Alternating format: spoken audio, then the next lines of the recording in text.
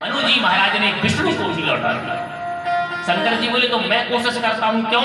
बोले आजकल महामृत्युंजय का जाप हर जगह हो रहा, बोले मेरी ज्यादा पॉपुलरिटी है। आज जहां देखो सो रुद्र महायज्ञ, चाहे भिखारी बाबा हो तो भी रुद्र महायज्ञ है। पूज्य स्वामी शारदानंद जी महाराज जितने भी रहे हैं, हमारे बड़े बड़े परमहंस, उन्होंने भी रुद्राति रुद्र कितने सतमुख कोटि, हमारे पूज्य महाराज जी ने तो सतमुख कोटि रुद्र महायज्ञ, रुद्राति रुद्र महायज्ञ कितने कराए हैं। कटघोरा में हुआ, बिलासपुर में हुआ, पंजाब में हुआ, मैनपुरी में हुआ, कहां नहीं हुआ, राजस्थान में हुआ, कितने प्रदेशों में पूज्य महाराज जी ने कई करोड़ों आहुतियां 108 251 ब्राह्मणों की उपस्थिति में। अब समझ लीजिए आप 108 कुंडी जहां यज्ञ चल रहे हैं, तो शंकर जी ने कहा मुझे ज्यादा लोग मानते हैं, मैं जा रहा हूं, शायद मनु मेरी बात मान जाए।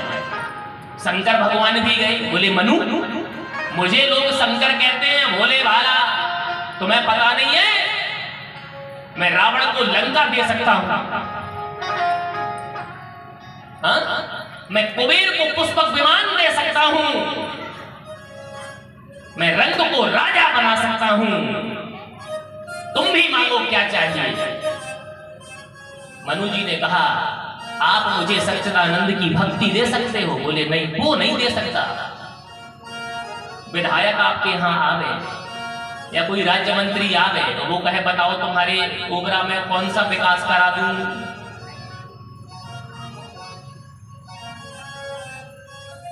तो आप कह दो महाराज हमें कोई विकास नहीं चाहिए, लेकिन जो हमारे क्षेत्रीय विधायक हैं उनको कैबिनेट मिनिस्टर बना दो। बोले जी हम नहीं कर सकते, ये तो मुख्यमंत्री साहब कर सकते हैं। क्यों भाई?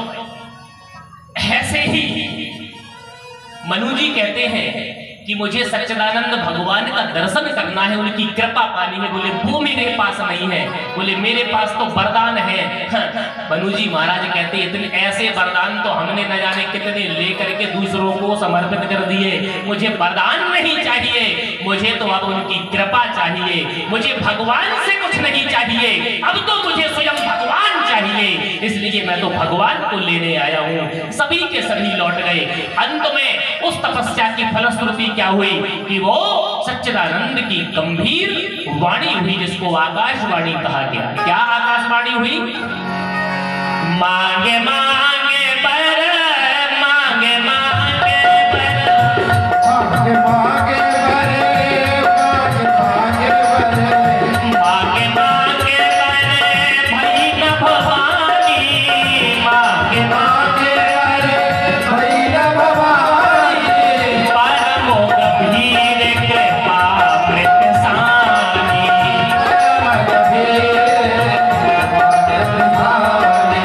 परमो गंभीर कृपा प्रसानी, परमो गंभीर।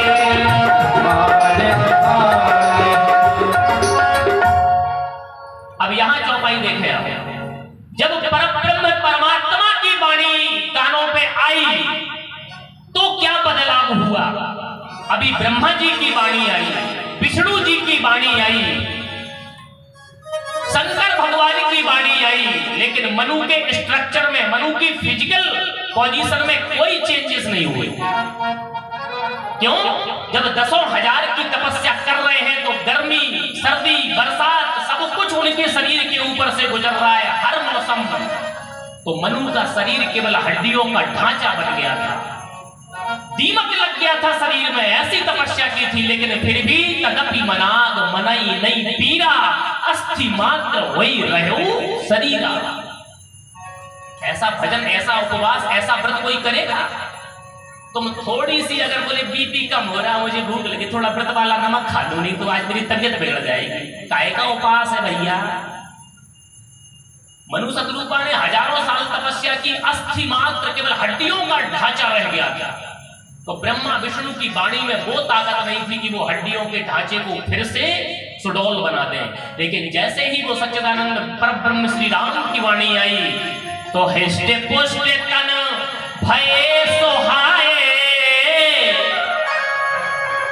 तो कैसे सुडौल हो गए, कैसे स्वस्थ हो गए मनु शतरूपा। मानहु अबहि भवन से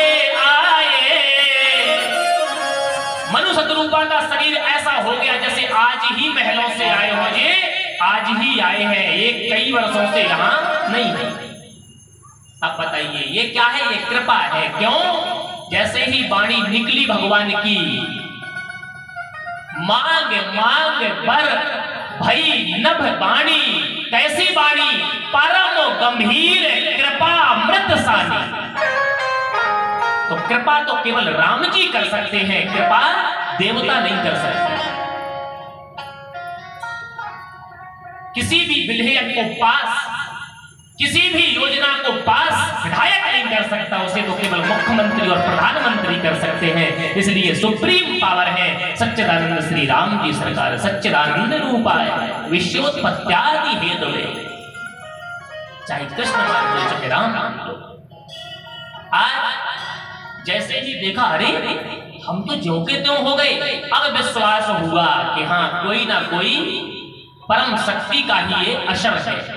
लेकिन मनु जी बोले मैं वो भक्त हूं जब तक आंखों से ना देख लूं। देखें आप, भगवान कह रहे हैं कि मैं ही सच्चिदानंद हूं। भगवान कह रहे हैं, जैसे भगवान कह रहे हैं कि मैं ही ब्रह्म हूं। मनु जी बोले आप आंखों के सामने क्यों नहीं आते? आइए ना सामने, अगर आप ब्रह्म है तो सामने आइए। अभी ब्रह्मा जी आके गए, विष्णु जी आए, शंकर जी आए, आपको कौन सा डर लग रहा है? ब्रह्म बोले कि यही तो समस्या है कि मैं आ नहीं सकता। हे मनु जी तुम तो अपना काम बताओ, तुम्हें चाहिए क्या? मनु जी बहुत होशियार है। मनु जी बोले हमें आप ही तो चाहिए। तुम क्या समझ रहे कि हम कोई नौकरी मांगने आए हैं? हा?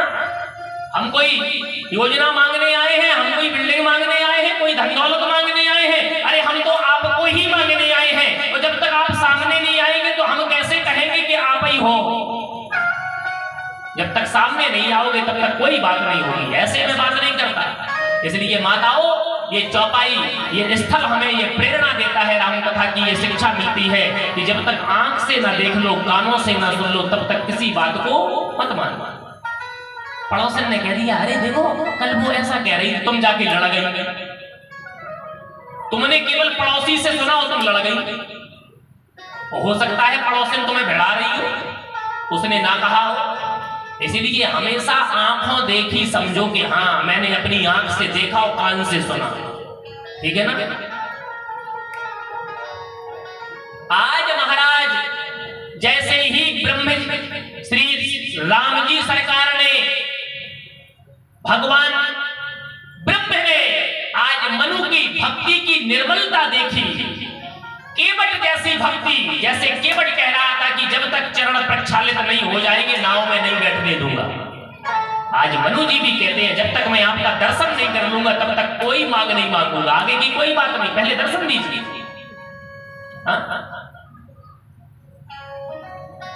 आप किसी से लेन देन करो, कोई पैसे वाला हो, आप थोड़ा स्थिति से कमजोर हैं, आप कहो भैया मेरे अकाउंट में 50,000 रुपए डाल दो, वो आपको पहचानता है जिससे रुपए मांग रहे हो, जो आपको दे रहा तो वो यही कहेगा भैया सामने आके आमने सामने लेन देन होगा, ऐसे फोन पर नहीं डालूंगा। क्यों भाई? ऐसे ही मनु जी कह रहे हैं कि जो लेन देन है वो सामने होगा, ये नहीं कि तुमने ऊपर से कह दिया कि मांगो। इसका मतलब है मनु शतरूपा के अंदर वो भक्ति है, उस भक्ति की शक्ति है कि भगवान को आज साकार बना दिया। आज वो निराकार साकार बन के मनु के सामने खड़ा है।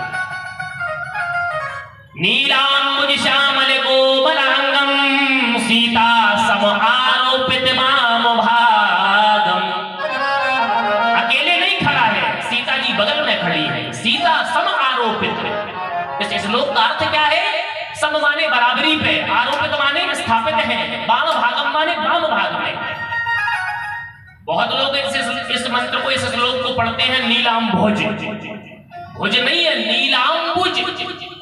अंबुज माने आकाश, नील, आकाश के समान नील वर्ण वाले। ऐसे राम जी की ये महिमा गाई जा रही है। बहुत लोग कहते हैं नीलाम भुजग श्याम। अरे तो भुजग माने तो सर्प होता है, राम जी के यहाँ सर्प कहां से आ गया?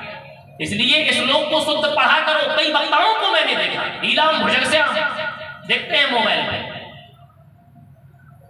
इसीलिए हमेशा उच्चारण सही होना चाहिए। क्यों? व्यासपीठ से उच्चारण सही होगा। यदि आप उसका अर्थ सही करोगे तभी तो फॉलोवर आपको उसी को फॉलो करेंगे, तो वो भी गलत पड़ेगा।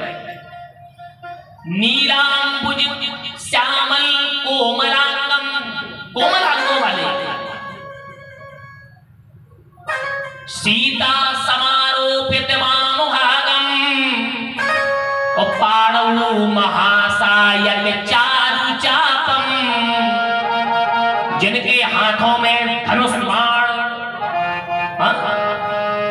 नमामि रामम रघुवंशनाथम, ऐसे रघुवंश के नाथ श्री राम जी को मैं नमन करता हूं, नमस्कार करता हूं। महाराज जैसे ही राम जी और सीता जी वो परम पिता परमात्मा जगत जननी मैया दर्शन दे रहे हैं, तो आज मनु और सतरूपा ने जी भर के दर्शन किया। सबसे पहले तो जी भर के दर्शन किया। जैसे हमें जिससे ज्यादा प्रेम हो, सबसे ज्यादा हम किसी को चाहे, वो सामने आ जाए तो आपके इतने जो है एक्साइटेड हो जाओगे कि काफी चीजें भूल जाओगे कि हमें नमस्ते करना है, कि राम राम करना है, कि बैठने को बोलना है, कि पानी पिलाना है। आप सीधे आई कांटेक्ट करके बस देखते रहोगे। यही आदमी है जिसको मैं यही आदमी है जिससे 6 महीने से फोन से बात हो रही थी, आज मिल गए। बस अब बस मम्मी पापा से आगे की बात होगी। और तुम्हारा तो जिंदगी इसी में जा रहा है ना, तुम इसी के इंतजार में थे कि कब आवे और कब आगे की बात। लेकिन मनु जी की जिंदगी, मनु जी ने अगर रिश्ता भी जोड़ा तो भगवान से जोड़ा। वो भगवान से जो रिश्ता जोड़ लेता है फिर संसार तो उसकी गुलामी में पीछे पीछे घूमता है।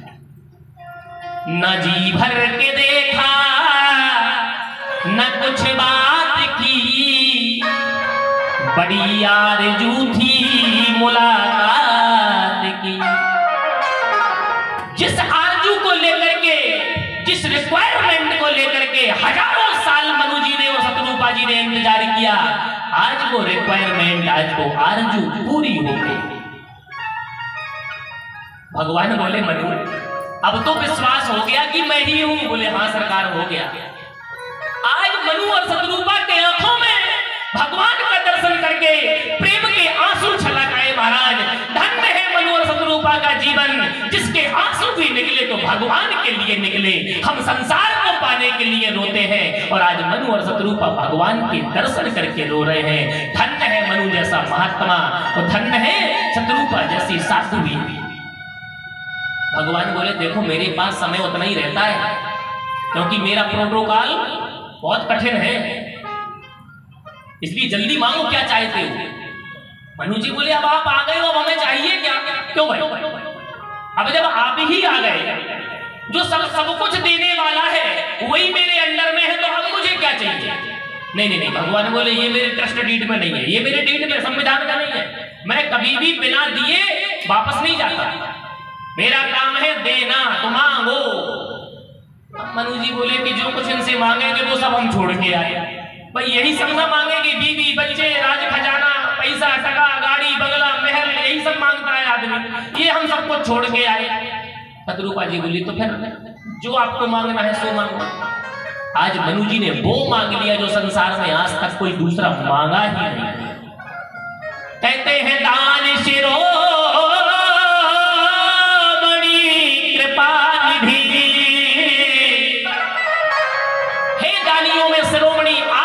कोई दानी नहीं है। शिरोमणि का मतलब सबसे सुपीरियर, क्यों भाई? सबसे उत्कृष्ट दाता। दाता एक राम भिखारी सारी, तो दान शिरोमणि कृपा निधि, और नाथ कहूं सतभाव, चाहूं तुम ही समान सुत, और प्रभूषण कवन दुरा। अगर देना ही चाहते हो तो हे कृपा निधान, हे दानियों में सबसे उत्कृष्ट दाता, मैं आपके जैसा पुत्र चाहता हूं और संसार में मेरी कोई मांग नहीं है। अब बताइए, पुत्र, भगवान को पुत्र के रूप में देखें आप, भगवान के जैसा पुत्र। भाई जब भगवान के जैसा कोई आदमी होगा तभी तो उसको पुत्र बनाएंगे कि भैया थोड़ी देर के लिए तू पुत्र बन के चला जा।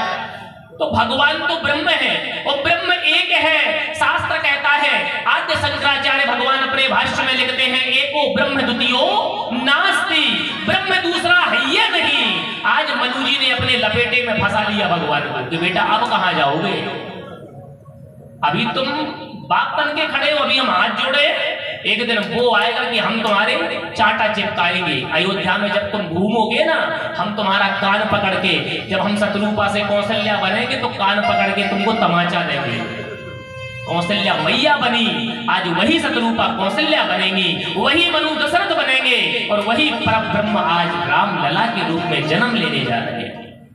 भगवान को कहना पड़ा, भगवान को वचन देना पड़ा, क्यों? प्रबल प्रेमों के पाले पड़कर प्रभु को नियम बदलते देखा, अपना मान टले टल जाए पर भक्त का मान ना टलते देखा। आज परमात्मा उनकी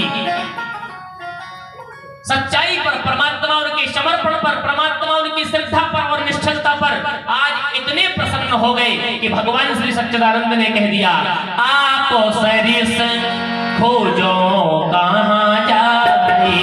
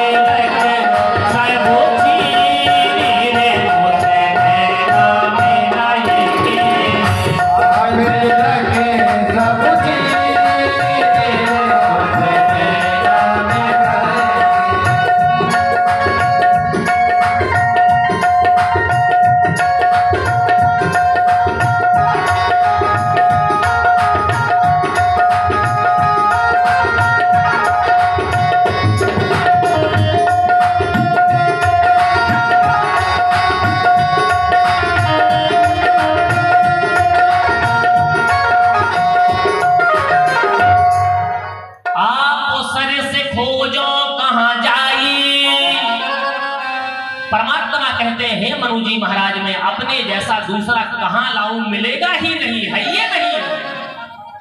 तो मनु जी बोले, अब तुम ही तो कह रहे थे कि मांगो मांगो, हमने मांग लिया, अब करो व्यवस्था।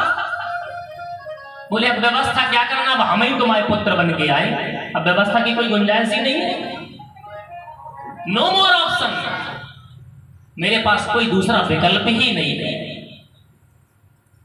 तो फिर बोले मैं तो केवल मैं ही हूं, तो निरपेता वो तनय,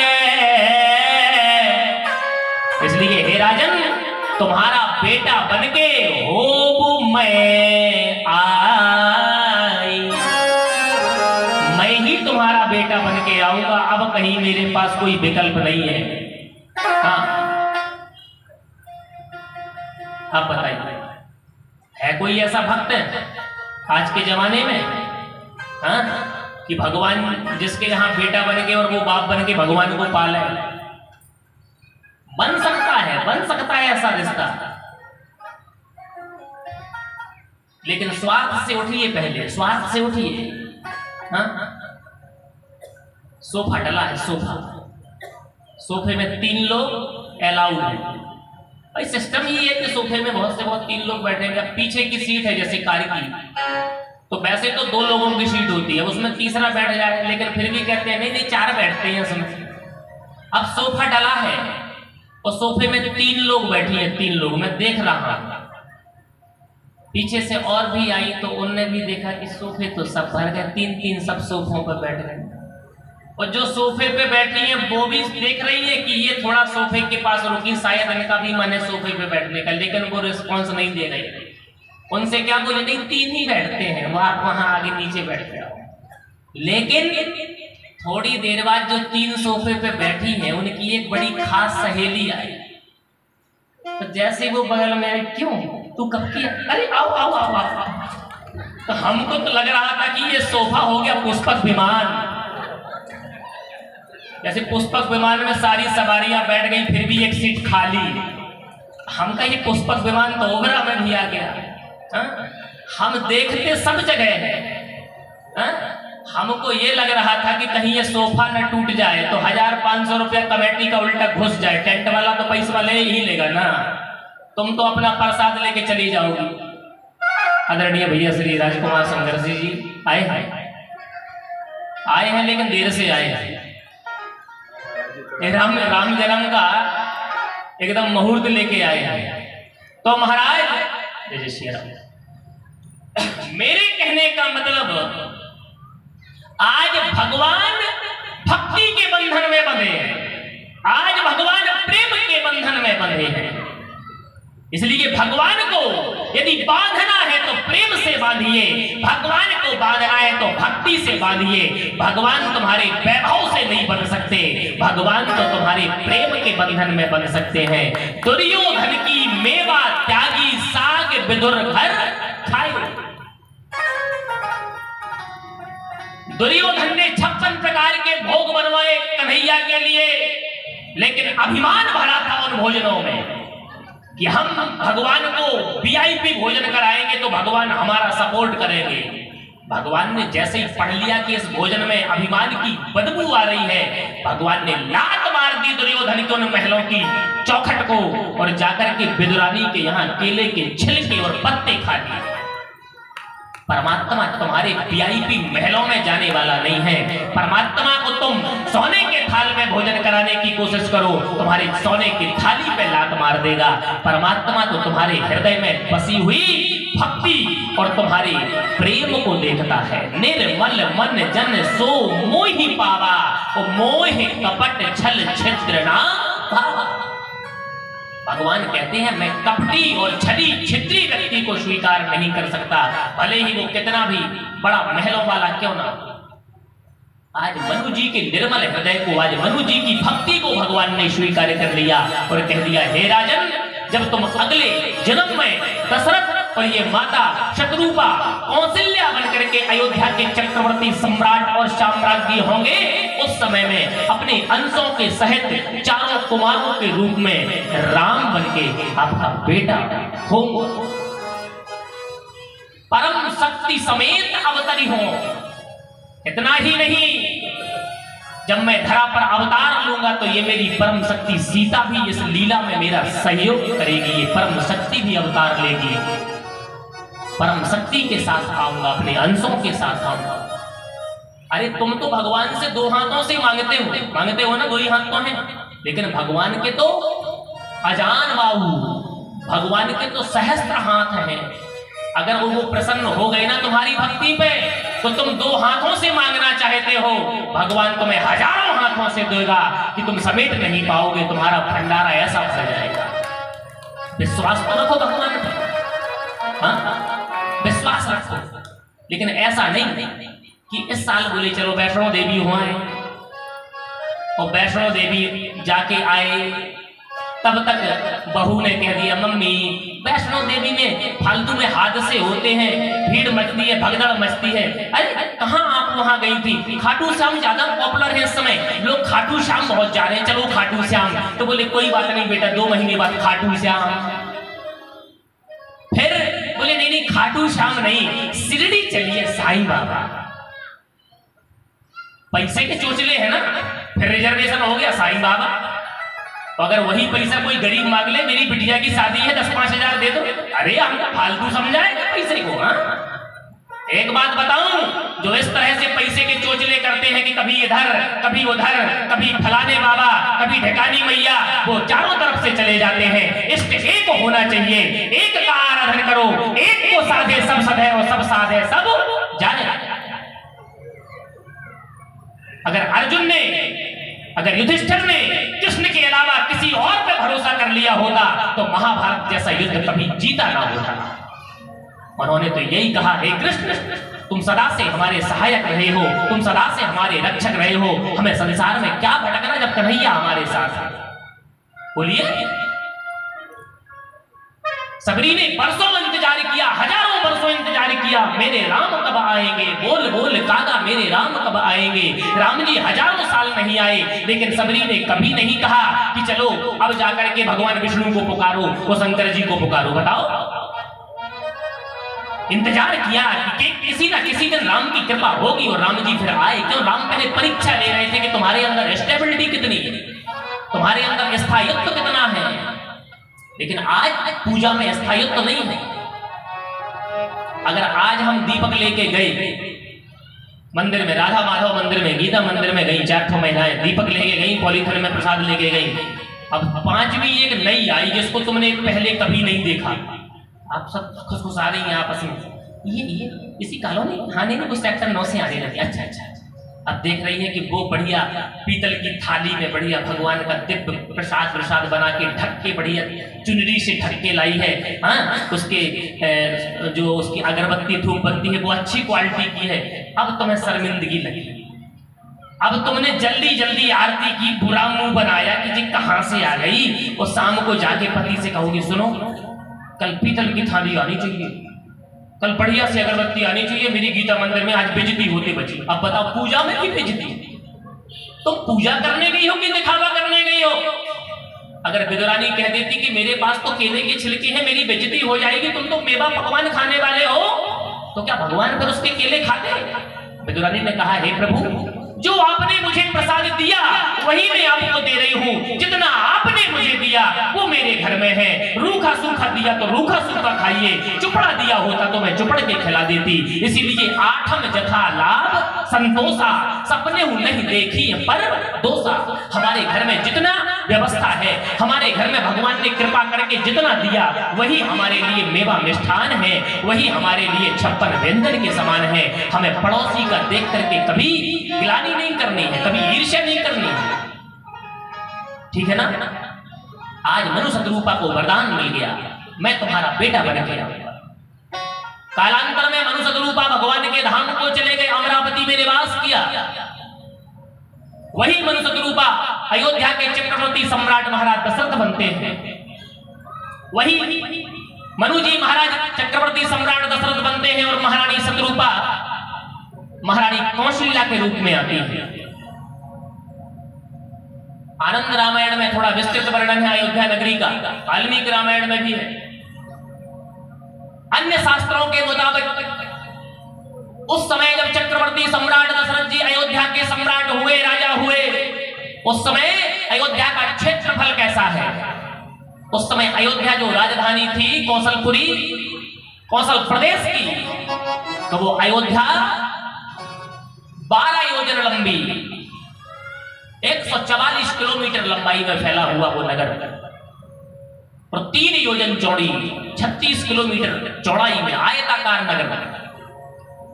3 रानियां अकॉर्डिंग टू रामचरितमानस कहती है कि कौशला, सुमित्रा और कैकेयी, ये 3 पटरानियां। लेकिन आनंद रामायण में वर्णन आता है कि भगवान श्री राघवेंद्र सरकार की तीनों माताओं के अलावा दशरथ जी की 700 रानियां और थी जो सहचरियां के रूप में उनके जीवन में रहा करती थी। लेकिन वैवाहिक बंधन से जो पट्टाभिषिक्ता जो परंपरानुगत रानियां थी वो तीन थी। 8 मंत्री थे, 2 कुलगुरु थे।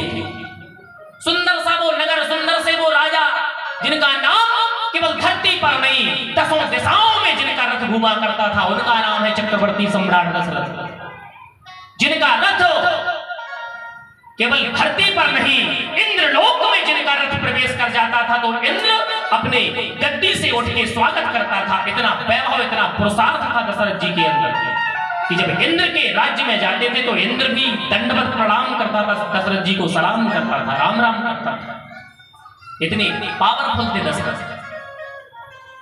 60,000 साल तक विधिवत अयोध्या को संचालित करने वाले अब चौथा पर्व आने लगा। 60,000 साल की आयु हो गई। 3 रानियां जिसकी, 8 सुंदर से मंत्री जो कि सुमंत्र जी प्रधानमंत्री जो बड़े विख्यात अर्थशास्त्री थे। इसीलिए कभी राजा दशरथ के राज्य में धन धान्य की और अर्थव्यवस्था की परेशानी कभी नहीं आई है बेटा।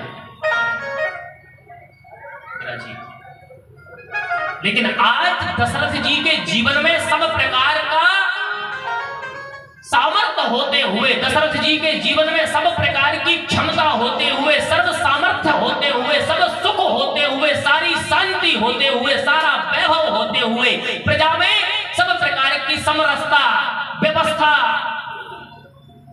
लेकिन 60,000 साल की उम्र में दशरथ जी पुत्र के लिए चिंतित हो पड़े। अचानक गोस्वामी जी ने लिख दिया, अचानक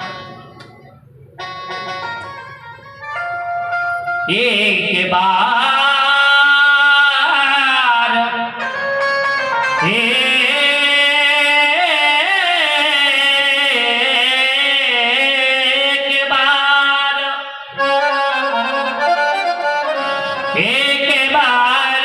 भूपति मन माही, एक बार भूपति मन माही, एक बार भूपति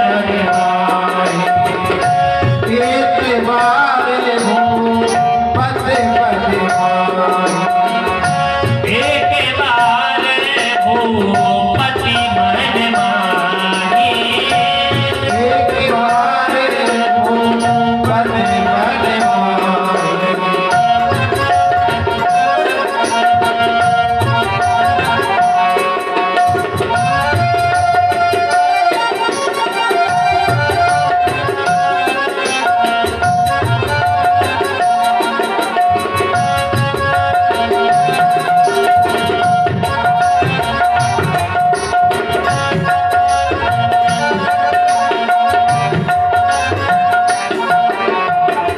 एक बार भूपति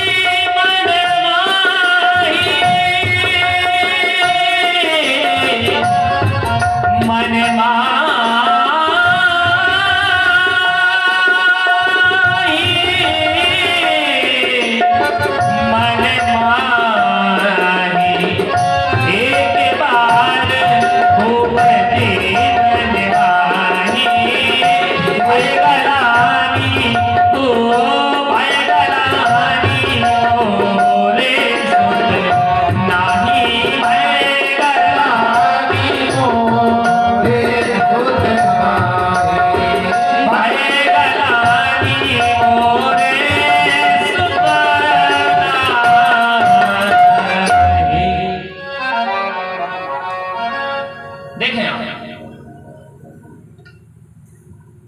यहां पर इतनी गहराई है इस विवेचना में, इस प्रसंग की विवेचना में। ये माताओं से संबंधित बात है। जैसे आज के परिवेश में बैठे हुए सभी लोग, सुयोग्य जन बैठे हैं, विद्वत जन बैठे हुए हैं, विचार करना जरा। जैसे किसी घर में पति पत्नी है, परिवार है, सारी संपन्नता है, 2 साल 4 साल 5 साल यहां तक कि 10 साल हो जाए और संतान ना हो, सब कुछ बढ़िया है, लेकिन केवल एक संतान नहीं है, तो अच्छा ईमानदारी से आप भी बैठे धर्म मंच के सामने ईमानदारी से बताना, ज्यादा से ज्यादा गिलानी और चिंता पत्नी को होगी कि पति को? अपने दिल को टटोल के बताओ हैं?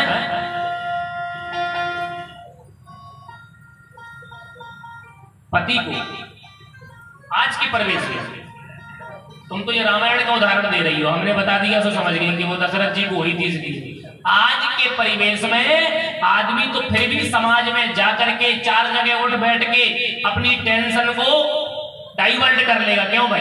उलझा रहेगा काम काज में, फिर भी व्यस्त रहेगा, लेकिन रोटी पानी बना के जब तुम फुर्सत में बैठोगी तो तुम्हें यही लगेगा कि बताओ रिश्तेदार क्या सोचेंगे, समाज क्या सोचेगा, सास क्या सोच रही होगी, ससुर क्या सोच रहा होगा। जहां शादी ब्याह में, निमंत्रण में, दावत में हमें कहीं से कार्ड आया, हम जाते हैं, लोग सबसे क्यों कुछ यही होता है ना। आप लोगों को ज्यादा चिंता होती है, लेकिन यहाँ अयोध्या की बात देखें आप, रामचरितमानस की बात देखें कि 3 पत्नियां, दशरथ जी अकेले, महारानियां 3, लेकिन तीनों महारानियों को कोई चिंता नहीं, दशरथ जी को चिंता है। देखें आप, ये क्या चिंता है? ये बात हमें इस ओर अग्रसारित कर रही है कि माताओं में धैर्य होता है, माताओं में भक्ति ज्यादा होती है, पुरुषों में ज्ञान ज्यादा होता है। इसलिए ज्ञानी तो भटक सकता है, लेकिन भक्ति कभी भटक नहीं सकती, और भक्ति से हमेशा भगवान बंधा रहता है। इसलिए परमात्मा के लिए विश्वास होता है कि भगवान एक ना एक दिन सबरी की तरह हमें भी स्वीकार, ये नैसर्गिक है, ये नेचुरल है, नेचुरल सिस्टम है, इसको मानना पड़ेगा। इसीलिए कौशल्या को चिंता नहीं थी। क्यों? क्योंकि जब शत्रुपा के रूप में कौशल्या थी तो चौपाई पे ध्यान देना, भगवान ने स्वयं शत्रुपा को प्रणाम करके माता कह दिया था, मां तू विवेक अलौकिक तोरे, कबहू न मिटे अनुग्रह मोरे। इसलिए कौशल्या बनने के बाद भी उनके अंदर वो जागृति थी कि भगवान ने मुझसे वादा किया, इसलिए आना तो उन्हें। दशरथ जी भूल गए थे कि हम मनु के रूप में क्या वादा करके आए। क्यों? ज्ञानी को अभिमान आ जाता है, भक्त को कभी अभिमान नहीं हो सकता। इसीलिए एक बार ज्ञानी और भक्तों में बहस हो गई, ज्ञान पक्ष और भक्ति पक्ष दोनों में बहस हो गई। बोले भगवान हमारे हैं, ज्ञानी बोले परमात्मा हमारे हैं, भक्त बोले परमात्मा हमारे हैं। बोले चलिए भगवान के ही सामने वही फैसला करेंगे, जजमेंट तो वही देंगे। ज्ञानी भी गए, भक्त भी गए। भगवान सिंहासन में विराजे थे, भगवान को दोनों ने प्रणाम किया। एक तरफ ज्ञानी खड़े हो गए, एक तरफ भक्त खड़े हो गए। भगवान ने दोनों का अभिवादन किया, ज्ञानियों मेरा प्रणाम, भक्तों मेरा प्रणाम। तो भगवान ने सबसे पहले ज्ञानियों से पूछा कैसे आना हुआ। तो